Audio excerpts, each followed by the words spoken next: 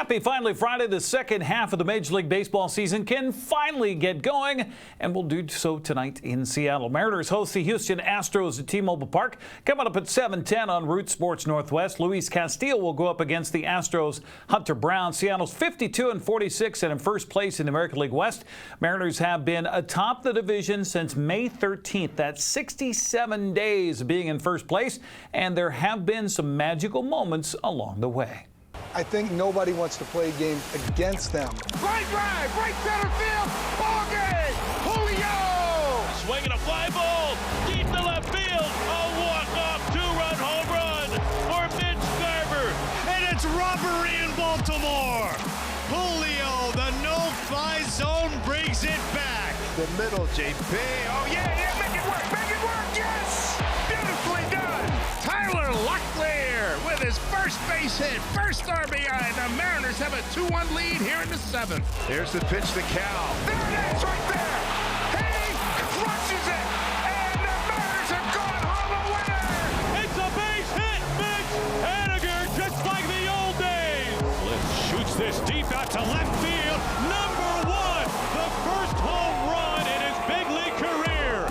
And what a night for Logan Gilbert. 16 consecutive scoreless innings. How valuable is that kid? Seattle and Houston battle for first place over the next 3 days. Again, tonight's game gets underway at 7:10. That'll be on Root Sports Northwest. Here you see the spread in the division. Seattle 52-46, Astros 50-46, Texas 5 games back at 46-50. Angels are not out of it, standing at 41-55, 10 games back. Oakland trails the pack at 37-61. Texas is hosting Baltimore, while the Angels are in Oakland to start the second half of the season.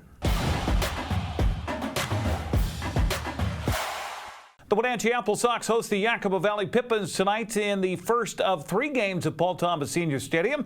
Wenatchee's 5-4 in the second half of the West Coast League season, while the Pippins are 4-5 coming into tonight. Yakima Valley will send Ethan Salscheider to the mound, who's 3-3 with a 3.23 earned run average. Sox will counter with Ryan Martinez, who has not have a record so far. He's 3.95 earned run average. Game times for tonight, tomorrow, and Sunday have been moved back to 7:05 to accommodate for the scorching hot temperatures. NCWLIFE will broadcast tonight's game, beginning with the pregame at 7 o'clock. There were quite a few games last night. 1 non-league game, or make that 7 non-league games and 1 league contest. Ridgefield beat Portland 5-2. Kamloops got by Kelowna 8-2. Corvallis edged Northwest Star 4-3 in 11 innings. Port Angeles rocked Redmond 15-6. Bend beat the Sawtooth Sockeyes 14-8. Bellingham down the Cascade Collegiate All-Stars 7-4. Harbor Cats fell to the Mavericks in the battle for Victoria 8-6.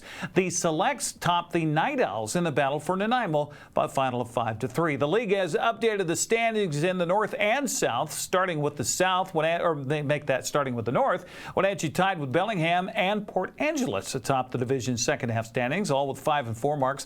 Kelowna and Kamloops are a half game back at 5 and 6, and Nanaimo, Edmonton, and Victoria are all 4 and 5.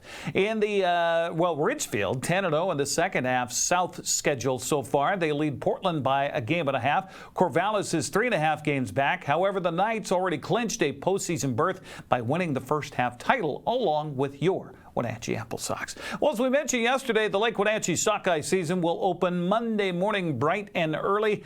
I had a chance to catch up with Mack's Lure Company's Bobby Loomis to talk about sockeye fishing and trying to keep fishermen stocked up heading into Monday. Record return for sockeye.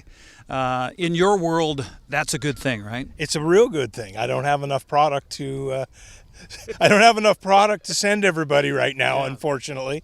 But it's getting better. But well, and can we talk about that a little bit? Because Max is not alone in this, in the world shortage of stuff. Sure. Kind of tell us about, is this COVID related and still then, or something else? No, honestly, it's very tough to project when you're selling fishing lures. You know, when you're talking about selling an item that is a $3 to $5 item, trying to project that when you're at the whim of Mother Nature, when you're at the whim of the federal government, when you're at the whim of just pile it on.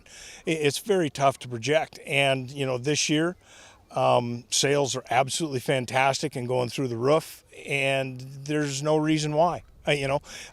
Everybody is wanting to get out and fish right now. So That's not a bad thing. no, it's not a bad thing. Not a bad thing at all. Well, speaking of fishing, Monday Lake Wenatchee opens. I know you're probably pretty psyched about that. Tell us about that fishery and about, it's a different one because you can't use bait, you can't use scents, that type of thing. So that's why they need to go to Mack's Lure. Absolutely.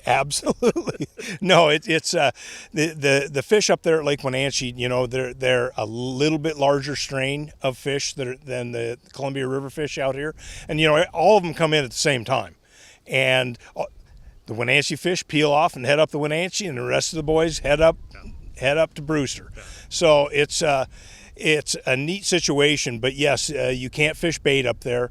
Also, we should mention, too, that if you've been fishing in the Columbia main stem, maybe Brewster Pool, something like that, and you've been using, something that works, you got to make sure and clean those up if you're going to try to use a similar approach up at Lake Wenatchee. Yes, you do, because those would have excess scent and chunks of shrimp left over. Exactly.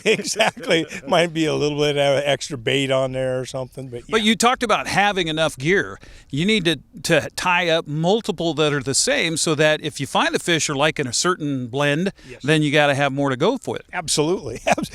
Yeah, that's why you always see me carry that big bag around when we do whatever. One bag? Yeah, multiple bags with this guy. Yeah. So where in the valley can we get your products and, so we can get set up and have a better chance at catching some fish? Well, all of our stores right here, Hooked on Toys, Stands, Sportsman's, everybody's got some of the product in there, and they've obviously got the sockeye stuff. Fishing opens at dawn Monday with a 4-fish limit. Anglers can use up to 3 barbless hooks. No bait or scent is allowed. Fishermen must also use knotless nets. I'm sure that Dan and Josiah Monday morning bright and early will have our PTZ cameras focused on Lake Wenatchee. That's a look at sports news. Have a great weekend. We'll see you later for baseball on the NCWLIFE channel.